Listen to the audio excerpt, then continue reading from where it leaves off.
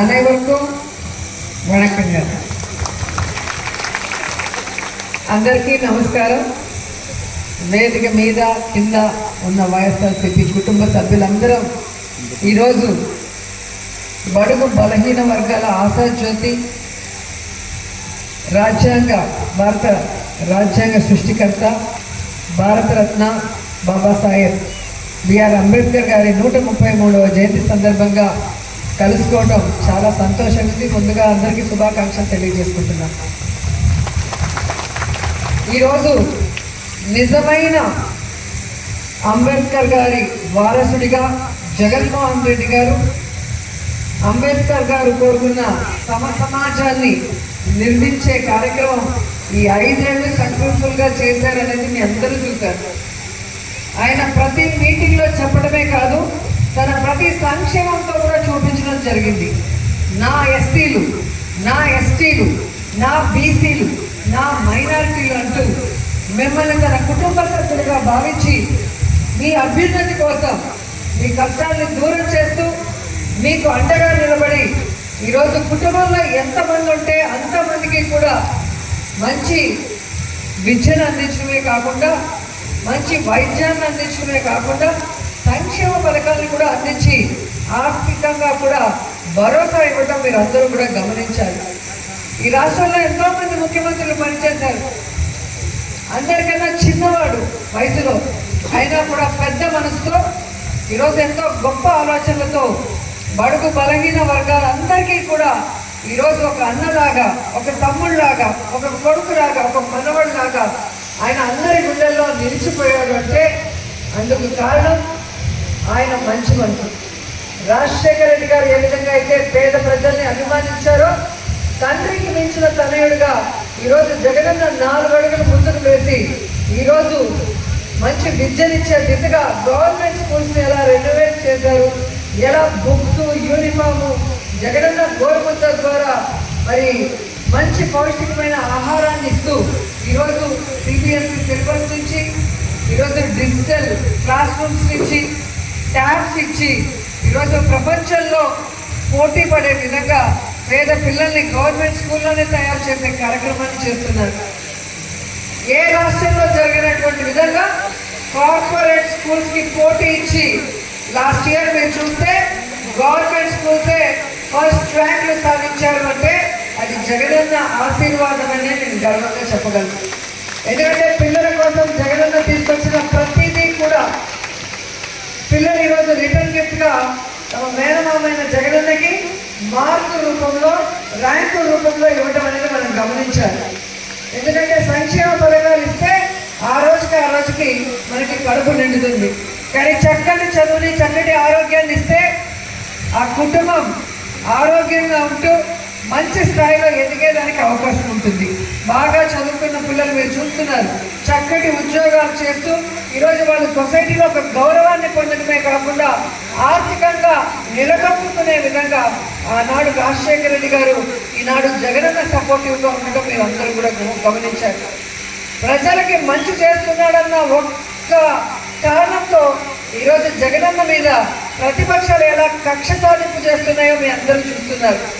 చక్కటి పరిపాలన అందిస్తున్నందుకు ఈరోజు గ్రామ సచివాలయ వ్యవస్థను తీసుకొచ్చి వాలంటీర్ల ద్వారా ప్రతి ఇంటికి కూడా గౌరవంగా పెన్షన్లు కానీ, ఇల్లు కానీ, ఆసరా కానీ, చేయూత కానీ, 0 వడ్డీ కానీ, రైతు భరోసా కానీ ఏ ఆఫీసుల చుట్టూ మీరు తిరగనవసరం లేకుండా మీ ఇంటికే, ప్రజల వద్దకే పరిపాలన తీసుకొచ్చిన జగనన్నను చూసి ఈరోజు అటు వాలంటీర్ వ్యవస్థ మీద విషయం కక్కుతున్నారు, ఇటు జగనన్న మీద దాడి చేయడం కూడా మీరు గమనించారు.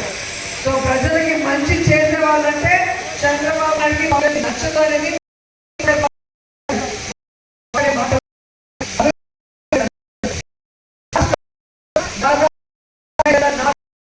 చేశారు. ఆ సచివాలయం ద్వారా అన్ని సంక్షేమ కార్యక్రమాన్ని జరిపిస్తారు, అన్ని గవర్నమెంట్ స్కూల్స్ చేశారు, అన్ని గవర్నమెంట్ సిఎస్సీలు అన్ని కూడా కాకుండా ఈ రోజుల్లో అర్బన్ హెల్త్ సెంటర్ కూడా 2 అర్బన్ సెంటర్లు, ఒక హాస్పిటల్, అలాగే ఒక సిఎస్సి, అలాగే హెల్త్ సెంటర్, ఒక పిహెచ్సి అన్ని రెనోవేట్ చేసి అన్ని ఫెసిలిటీస్ ఇవ్వడమే కాకుండా ఇంటికి ఆరోగ్య ఏ విధంగా మెడికల్ టెస్ట్ చేయడమే కాకుండా మందులు కూడా అందించడం జరుగుతుంది. మీ గ్రామాన్ని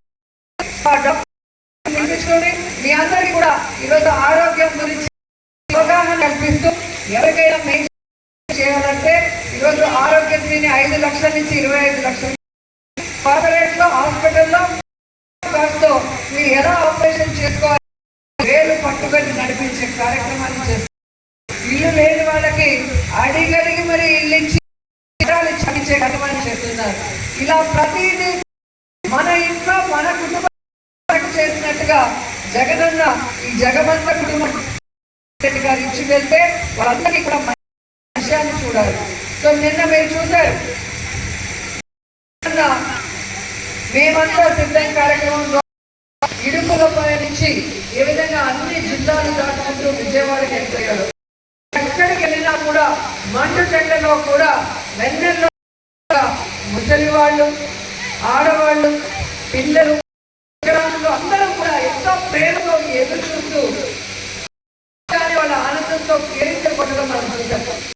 కడుపు మండి ఇలాగే ఇతను ఇచ్చాపురం వరకు మేమంతా బస్ యాత్ర చేస్తే తెలుగుదేశం జనసేన అర్థం చేసి నిన్న ఏ విధంగా చేసి జగన్ మీద అత్యాచారం చేశారో మీ అందరూ కూడా చూశారు. మోడీ గారి నుంచి ముఖ్యమంత్రి స్టాలిన్ వరకు అందరూ కూడా ఈ దాడి తప్పు చేయడం వాళ్ళని శిక్షించాలి, ఈసీ వెంటనే వాళ్ళందరూ కూడా మాట్లాడడం జరిగింది. నేను ఈరోజు మీ ద్వారా ప్రజలకి జగన్లాగా మీరు మంచి ఎవరు వద్దన్నారు. ప్రజలు ఏం చేద్దామో మంచి కార్యక్రమాలు చెప్పి కల్పించుకొని ఓట్లు ఈరోజు జగనన్న అందరి కళ్ళ చూస్తారు. అందరూ కూడా మీ రక్తం గట్ట మిమ్మల్ని రాష్ట్రం నుంచి తరిమి కొట్టే విధంగా ప్రతి ఒక్క అన్నప్పుడు కూడా ఒక్కొక్కరికి 2 కోట్లు ఉంటాయి. ఎమ్మెల్యేకి ముందుకు వేసి జగనన్న రక్తాన్ని కమించిన జనసేనకి బుద్ధి చెప్పాలని కూడా ఎందుకంటే నాయకుడు అంటే ప్రజలకి అంతగా ప్రజల కష్టాన్ని దూరం చేయాలి, ప్రజలకి మంచి అందుకే రాజకీయం. అంతేగాని మేము రాజకీయాల్లో గెలిస్తే మీ బట్టలు తీసుకొడతాం, రాజకీయాల్లో గెలిస్తే మీ అందరినీ జైల్లో పెడతాం. ఇది మాట్లాడుతున్న చంద్రబాబు నాయుడు, లోకేష్, పవన్ కళ్యాణ్ వీటి కోసం అధికారంలోకి రావాలి. ఇది మీరందరూ కూడా ఆలోచించాలి. 30 రోజుల సమయం కూడా లేదు. కరెక్ట్ గా మే 13 అందరూ కూడా పొద్దున్న మన పోలింగ్ బూత్ దగ్గర క్యూగా నిల్చొని జగనన్న మనం చేసి జగనన్న మన నియోజకవర్గానికి అభివృద్ధి కార్యక్రమాన్ని గుర్తుపెట్టుకొని ఆయన గుర్తుకు ఓటేసి జగనన్నని 2వసారి ముఖ్యమంత్రి చేయడమే కాకుండా నాకు 2 సార్లు ఎమ్మెల్యేగా అవకాశం ఇచ్చారు, మంత్రిని కూడా చేయడం జరిగింది.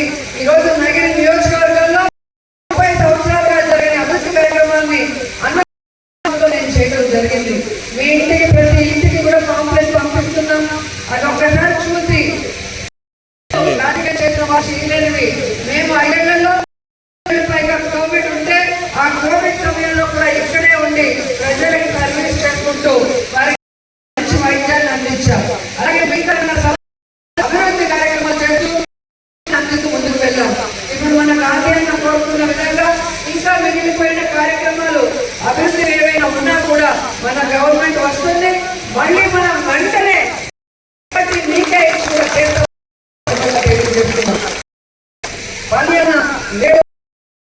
బాగా దానిలో అంతేగాని